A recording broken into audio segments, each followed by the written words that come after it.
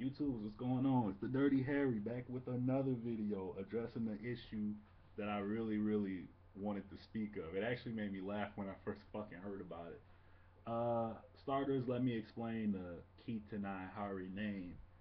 I got a someone asking me about it, but Kitanai is Japanese for the word dirty. Harry, I just spelled it like that because I couldn't actually choose the name Dirty Harry. Someone else already had it. And since I live in Japan, I was learning the language. I just went with Keep the Nine Harry, and it kind of worked. I've always been a fan of the Western cowboy movies like Dirty Harry. I used to watch Gunsmoke with my old man. So that's why I chose the name. All right, now that we got that out of the way, Bound for Glory. Did I actually watch every match of the pay per view? No. Because going into Bound for Glory, there are only two things I gave a fuck about. And that was the world title and the Aces and Eights storyline. World title situation, I'm a huge Jeff Hardy fan. I have been. I grew up with Hardy. I watched every fucking stunt Hardy's done his whole career. So I'm fine with it, but I'm against it at the same time. I feel Austin Aries should have had more time with the strap. That they could have done more with Aries as the champion. But it may not be a bad move. Aries is good, but at the same time, I don't like to bring up the what that happened a year ago at Victory Road with Hardy coming out baked like a motherfucker and shit. But at the same time, I just I don't know if it's the right time to give it to him. At least not right away. They've been he's not Ryback. He's not being just shotgunned into the main event like that. They actually did build him up properly and rebuild Hardy from the ground up in a way. So it's not a mistake, but at the same time, I do think that Austin Aries deserved a longer run as the champion. But you never know. They might be able to do something else. I've got a lot of faith in TNA's writing these days. A lot more faith than I do in WWE's writing. The knockouts match. If Gail Kim's not wrestling, I really don't care. I'm a huge Gail Kim mark. If she's not wrestling, I don't give a fuck. I really don't. But the aces and eights. This is the big thing I want to talk about. So TNA, for all these months, y'all write this big, great storyline. Like we haven't seen nothing this good in a long time from TNA. We had the good years where Styles was the man. Samoa Joe actually got booked properly, and then Hogan and Bischoff came and literally turned it to shit basically.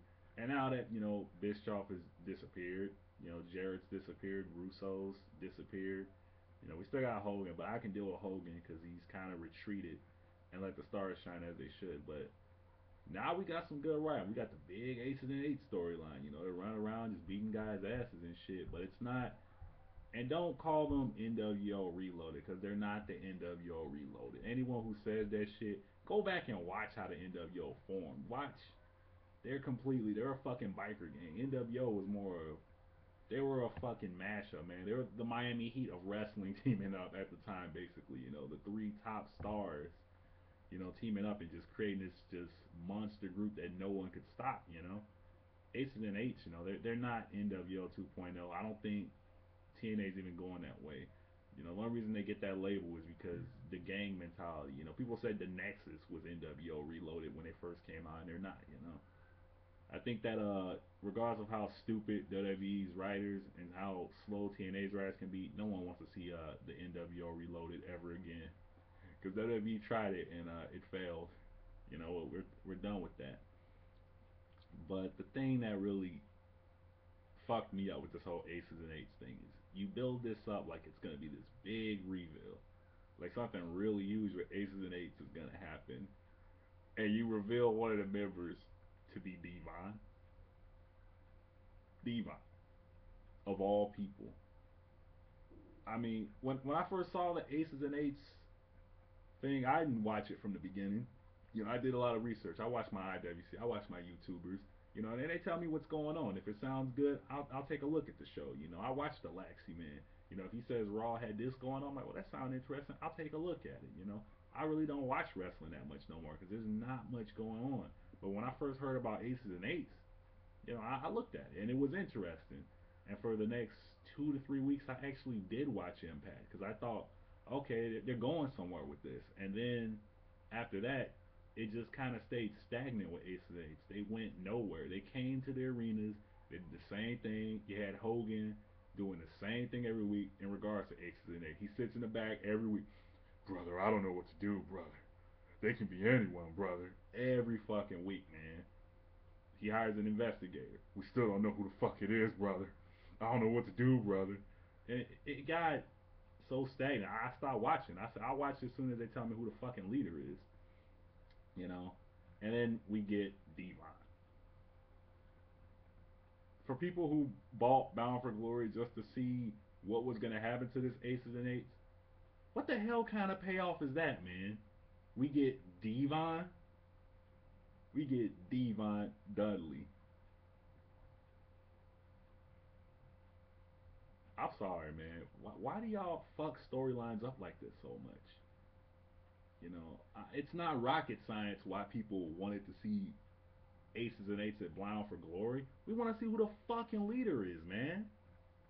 The fucking leader of it. You know, that's what we thought, because Bound for Glory is supposed to be the big show, right? And we get Devon. I know he ain't gonna be the leader. I mean, come on, man. It ain't.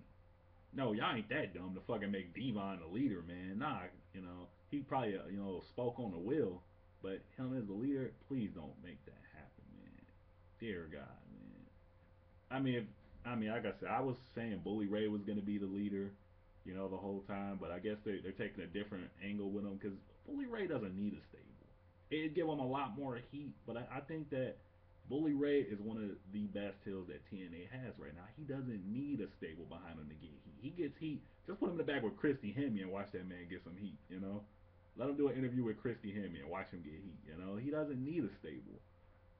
I think that they really just stop holding back on Aces and Eights, man. They do the same thing every week, man. It's the same shit. They're gonna jump somebody.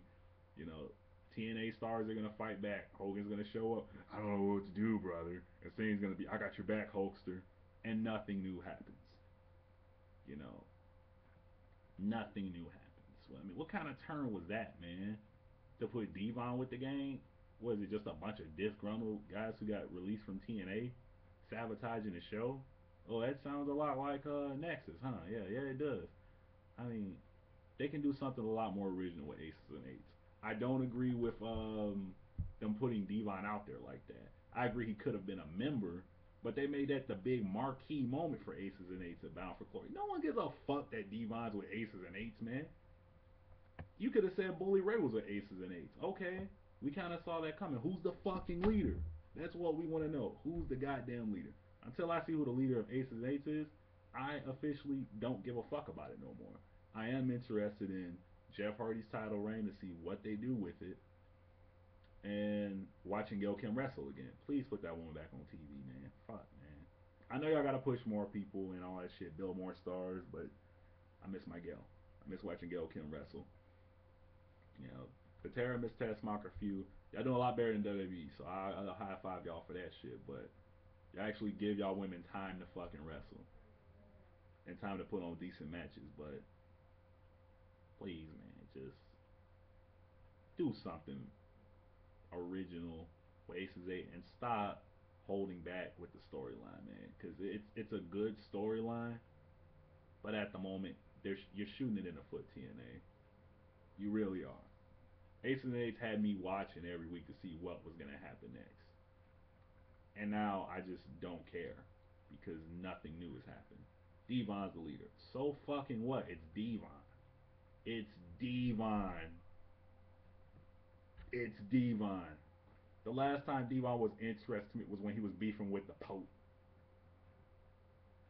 It's Devon. Who cares?